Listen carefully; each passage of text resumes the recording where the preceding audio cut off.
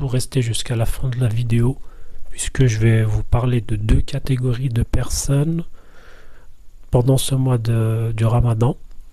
Donc chacun il va voir est-ce qu'il est dans la première catégorie ou la deuxième catégorie. Donc restez jusqu'à la fin. Salam alaikum wa rahmatullah, que la paix soit sur vous. J'espère que vous allez bien, ainsi que vos familles, vos proches. Donc aujourd'hui, comme on l'a vu dans l'actualité, apparemment le confinement il va continuer jusqu'au mois de Ramadan. C'est pas encore sûr, mais personnellement je pense que ça va continuer même jusqu'à l'Aïd, jusqu'à Eid al-Fitr. Ça c'est mon avis personnel, mais après alhamdulillah, pour certains c'est une bonne nouvelle, pour d'autres c'est pas une bonne nouvelle. Comme on a vu dans l'actualité, là il y a encore plus de 11 000 morts en France, donc c'est un nombre qui est énorme. Et donc on imagine derrière 11 000 morts, ça veut dire combien de familles qui sont touchées par ces décès-là, combien de tristesse, combien. Le mois de Ramadan, il approche, hein, c'est bientôt, hein, dans quelques semaines, quelques jours, vers le 23 avril à peu près. Si le confinement il continue jusqu'au mois de Ramadan, c'est qu'il y a des raisons. Toute la vie elle passe très très vite.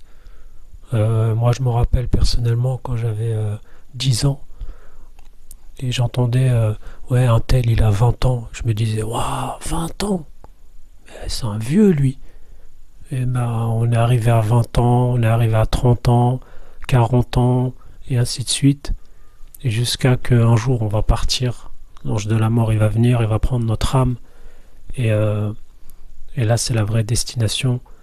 On va nous enterrer, on va prendre avec nous dans la tombe uniquement nos actions, comme a dit le prophète sallallahu alayhi wa sallam, que la paix et la bénédiction soient sur lui. Quand le fils d'Adam meurt, il y a trois choses qui le suivent, c'est-à-dire jusqu'à sa tombe. Il y a sa famille, ses biens et ses actions. Il y a deux choses qui reviennent et une seule qui reste avec lui. Donc sa famille et ses biens, ils reviennent, et il n'y a que ses actions qui restent avec lui. Après, tu me diras, c'est pas plus mal, hein, qu'on soit en confinement pendant ce mois, puisque déjà à la base, il y a plein de gens qui posent leur congé pendant ce mois-là de Ramadan. C'est vrai que c'est un peu difficile parce que les gens, il n'a pas pris son café du matin, il prend pas son petit déj, voilà, il y a la fatigue, il y a la faim, donc c'est un peu difficile quand on va au travail, tout ça. Donc après pour d'autres personnes c'est l'inverse, il y en a ils préfèrent travailler parce que ça les occupe, ils bougent, le temps il passe plus vite. Juste pour résumer en quelques mots les grandes valeurs et la récompense du mois de Ramadan. Comme on sait, Allah subhanahu wa ta'ala, notre créateur, il avait ordonné au peuple qui étaient avant nous de jeûner. Le jeûne existe depuis des siècles avant la communauté musulmane.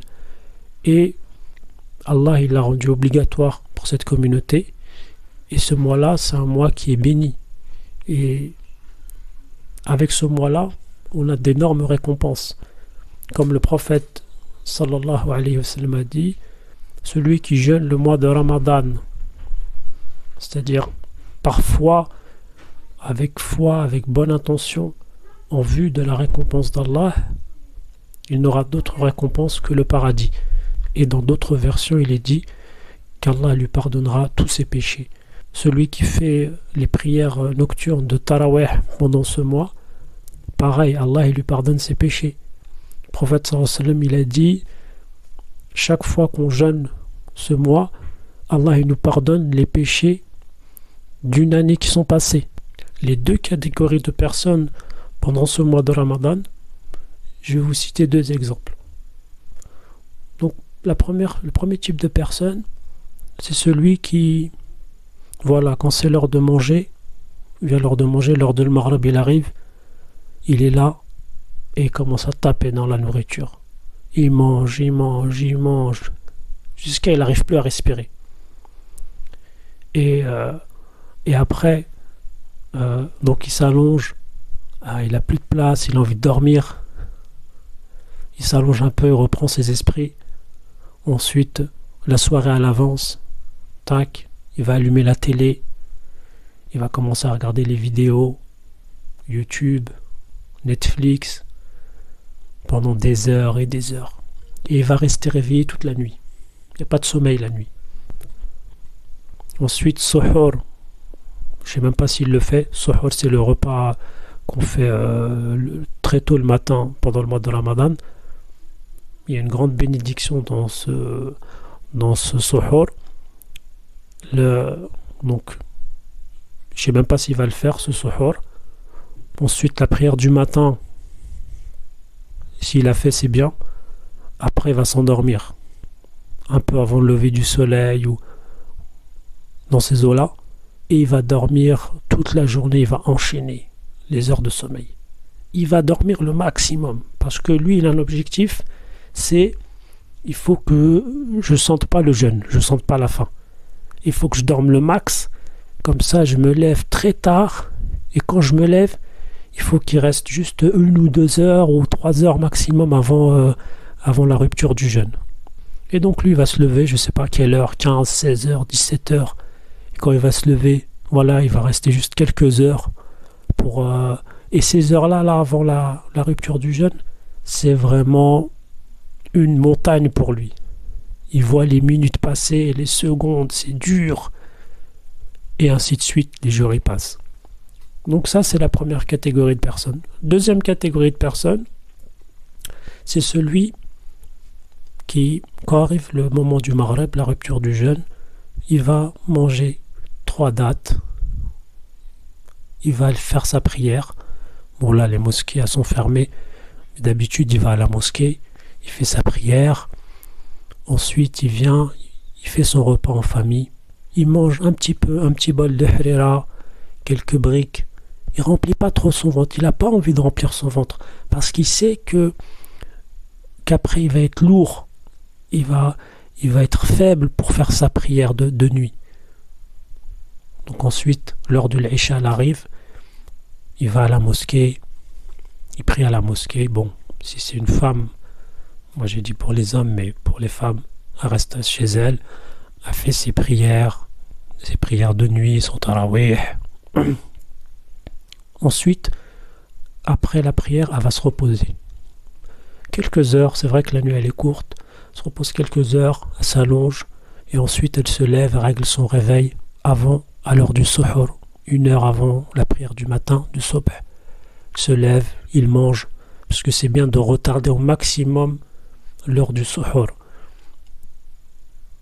Il va manger le suhoor, il y a beaucoup de bénédictions dedans. Elle va faire sa prière du subh. Ensuite, après la prière du subh, il va lire un peu le Coran, il va faire des évocations, il va faire des prières jusqu'au lever du soleil, shuruq. Et après, vraiment, s'il sent la fatigue, là, il va se reposer. Mais pas 6-7 heures.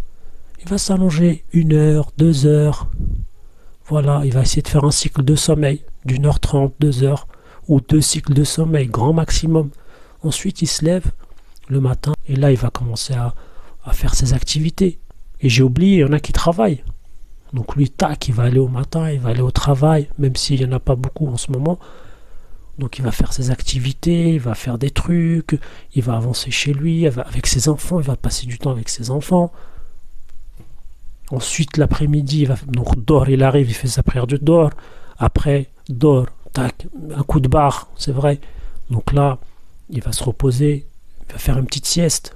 Une sieste, c'est pas 2 heures. Une sieste, c'est 20 minutes, 30 minutes, parce qu'après, si on rentre, comme les scientifiques ils ont expliqué, il y a plusieurs phases dans le sommeil.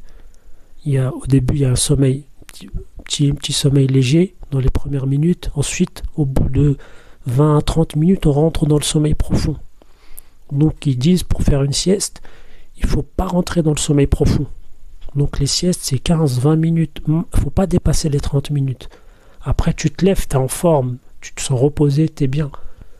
Donc voilà, sa journée elle passe, il fait sa prière de l'Asr. Après l'Asr, tac, il se prépare pour le Maghrib tranquillement.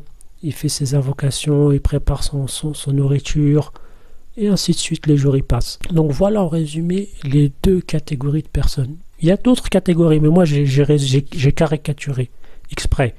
Donc nous, où est-ce qu'on est? Bon, chacun va se reconnaître. Je suis dans la première catégorie, la deuxième catégorie. Donc c'est à nous de réfléchir. Il faut que nous, on va pas passer le mois de Ramadan à dormir et à manger, à regarder des vidéos. Et après on veut la récompense d'Allah.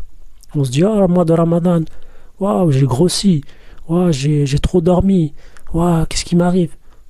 C'est normal, mon frère. C'est normal, regarde ce que tu as fait pendant ce mois-là.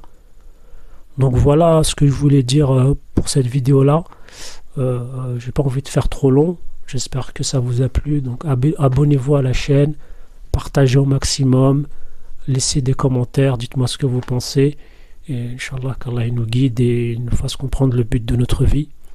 Et qui nous aide dans cette situation-là, qu'il aide tous les êtres humains sur Terre.